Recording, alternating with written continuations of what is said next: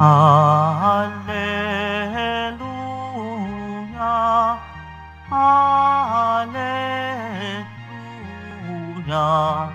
Alleluia, Alleluia.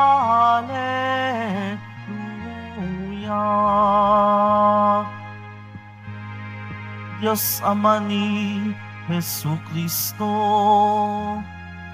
kami ay liwanagan mo at tutugon kami sa'yo.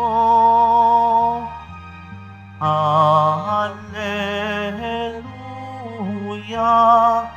Alleluia, Alleluia, Alleluia.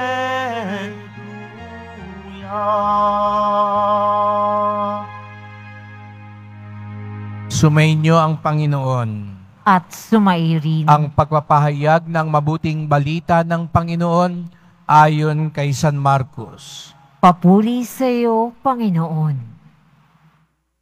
Noong panahong iyon, ilang Pariseo at ilang kampo ni Herodes ang pinapunta kay Jesus upang siluin siya sa kanyang pananalita.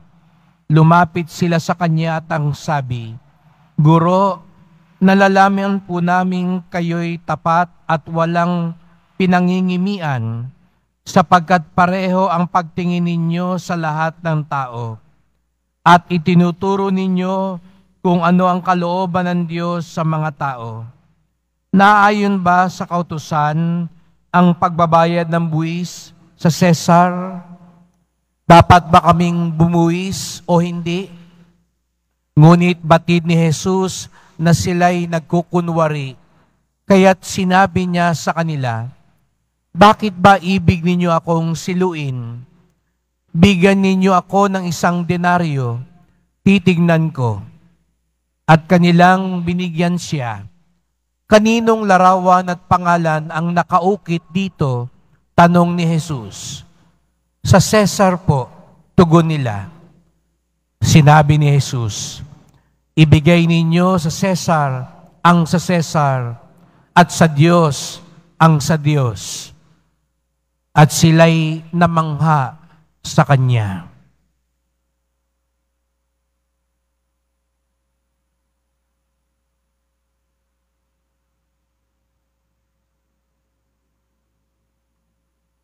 Mga kapatid, ang mabuting balita ng ating kaligtasan. Pinupuri ka namin, Panginoong Hesukristo. Magsiupo muna po ang lahat. Magandang umaga po sa inyong lahat at maligayang pagdating sa tahanan ng ating mahal na pong Jesus Nazareno. Pinagdarasal at binabati din natin ang mga nasa online, lalo na po mga may sakit, nag-aalaga sa may sakit, mga kababayan, kadeboto natin mula sa iba't ibang panig ng bansa daigdig na nais sumama sa misa dito sa Quiapo, sa Basilica Minor at pambansang dambana ni Jesus Nazareno. Minsan pang nakita natin na gustong siluin si Jesus Nazareno ng kanyang mga kaaway. At ang isang pamamaraan na ginagawa nila ay pagtatanong. Nasabi ko na po sa inyo dati na si Jesus hindi siya madalas sumagot sa mga tanong kung mapapansin ninyo sa Biblia. Kaya nga sabi ko, kung gusto nyo na laging sagutin kayo ni Jesus, nagkakamali po kayo. Hindi ho niya ugali na laging sumagot. Kadalasan, kapag siya'y tinatanong, ang sagot niya'y tanong din. Bibihira, mabibilang lang ang mga pagkakataon na diretsahang sumasagot si Jesus sa mga tanong. At nang isang beses sabi ko nga sa inyo, kadalasan ang mga sinasagot niya ng diretsyo ay yung alam niyang tunay at tapat na nagtatanong. Kaya kung gusto niyo raw pong sagutin kayo ng mas malinaw, tapat at tunay tayong magtanong.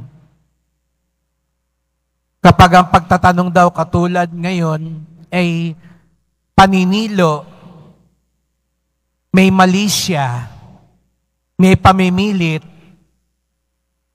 hindi raw po yan sinasagot ng derechahan ng Panginoon. Minsan nga, aminin natin, nagtatanong tayo hindi para may malaman, kung hindi para marinig ang gusto natin. Di po ba? Minsan magtatanong ka, maganda ba tong suot ko? Masarap ba tong luto ko? Tama ba ako? Aminin natin, nagtatanong tayo para makahanap ng kakampi, hindi para talaga malaman ng tamang sagot. Kaya pag iba ang sagot, nagagalit tayo. Kaya pag nagtanong ka, masarap ba luto ko? Pag sinabi nung kausap mo, sa totoo lang, hindi. Tatalikuran mo na. Bahala ka. Di na kita bibigyan sa susunod. Tama ba yung sinabi ko sa asawa ko o sa anak ko? Pag sinabi sa'yo, alam mo, naging marahas ka. Diyan ka na nga. Hindi ka pala tunay na kaibigan.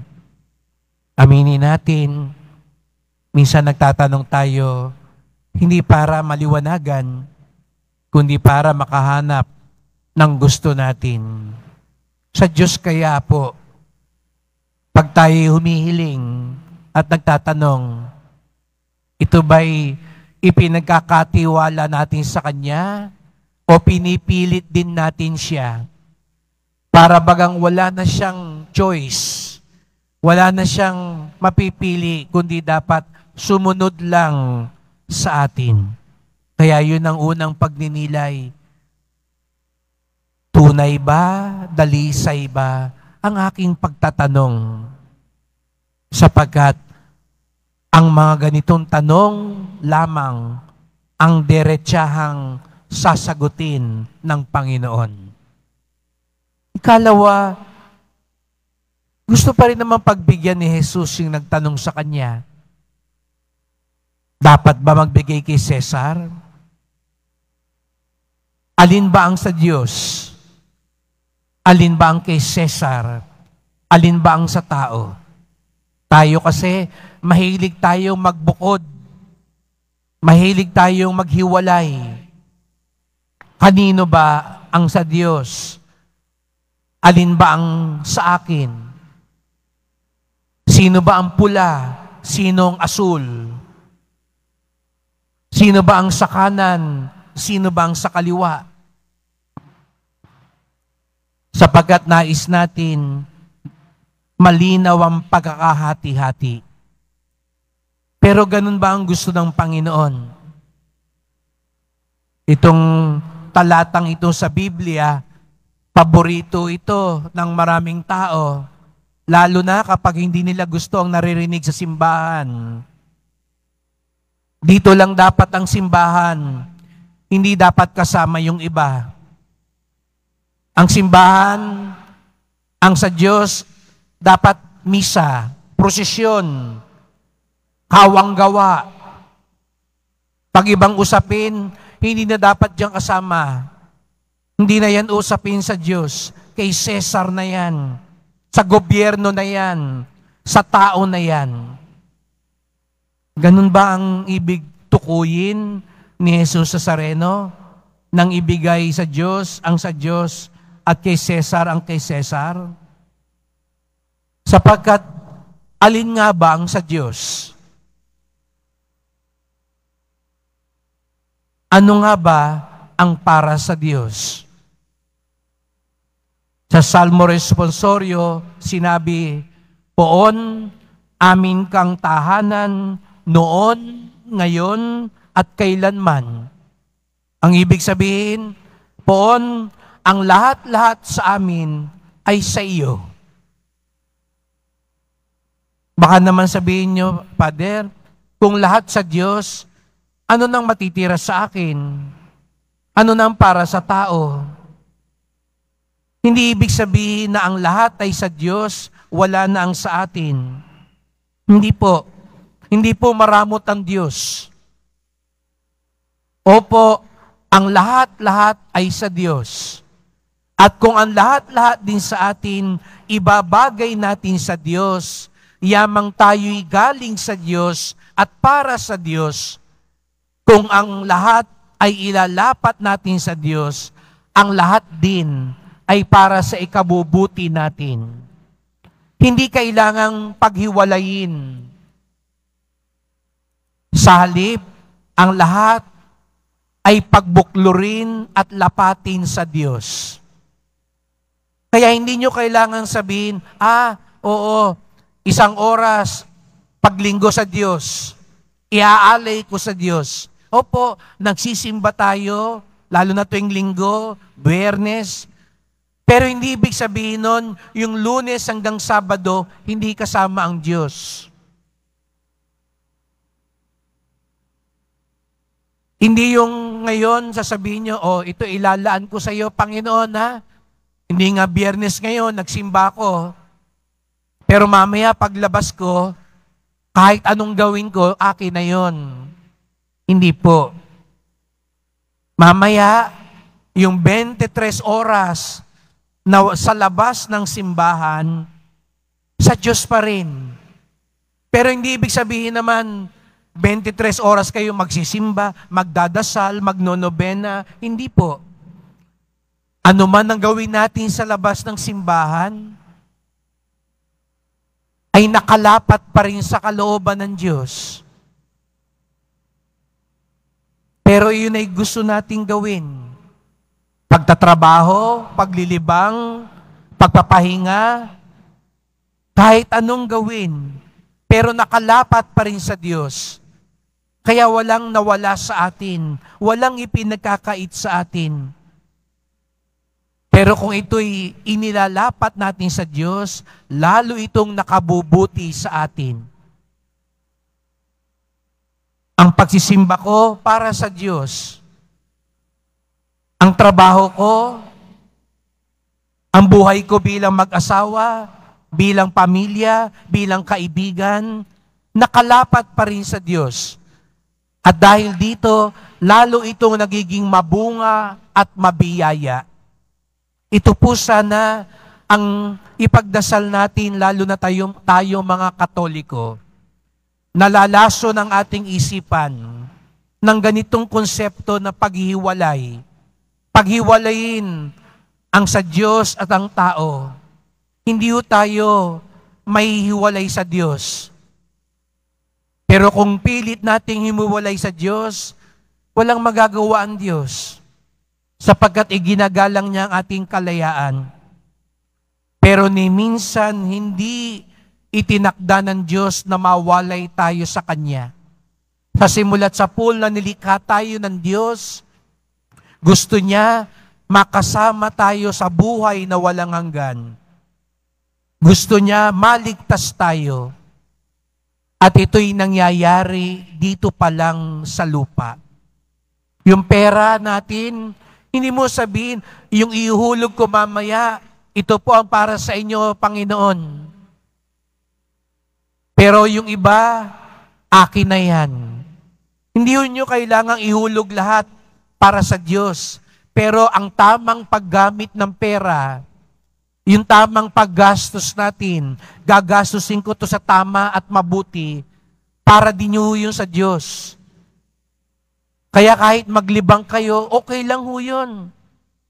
Gamitin yung pamamasyal, kumain, bumili ng damit, bigyan ng iba, tama po yun. Para pa rin sa Diyos yun.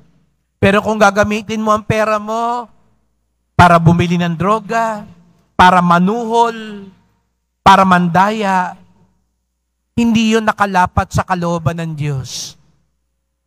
Yun ang ibig sabihin na ibigay mo sa Diyos ang para sa Diyos. Yun ang ibig sabihin po na ang lahat-lahat ay para sa Diyos. Hindi para hatiin tayo sa Diyos, ihiwalay tayo sa Diyos, pagbuklurin tayo, lapatin tayo at isama tayo sa Diyos. Kaya't Sa pagpapatuloy ng misang ito po yung ipagdasal natin. Maunawaan natin ang ibig sabihin, ibigay sa Diyos, ang sa tao, ang sa tao. Sapagkat sa bandang huli, ang lahat-lahat naman talaga ay sa Diyos. Maging tayong tao, sapagkat tayo nilikha ng Diyos. Pagdasal natin, lalo na ang mga kabataan, lalo na ang mga Katolikong kailangan maliwanagan, sapagkat ang turo ni Jesus Nazareno ay turo para sa ating ikabubuti. Tandaan natin, walang hinangad ang Diyos na ikapapahamak natin. Kaya't kapag tayo nagtuturo para sa buhay na mag-asawa, ipinagtatanggol natin sagrado ang kasal, sagrado ang buhay, sagrado ang pamilya. Wag niyo pong iisipin na hangad ng Diyos, mahirapan lang tayo, maparusahan lang tayo, magdusa lamang tayo. Hindi kailanman hahangarin ito ng Diyos. Sapagkat ang ating Diyos ay ang ating tahanan, ang ating kaligayahan, ang ating kaligtasan noon, ngayon, at kailanman.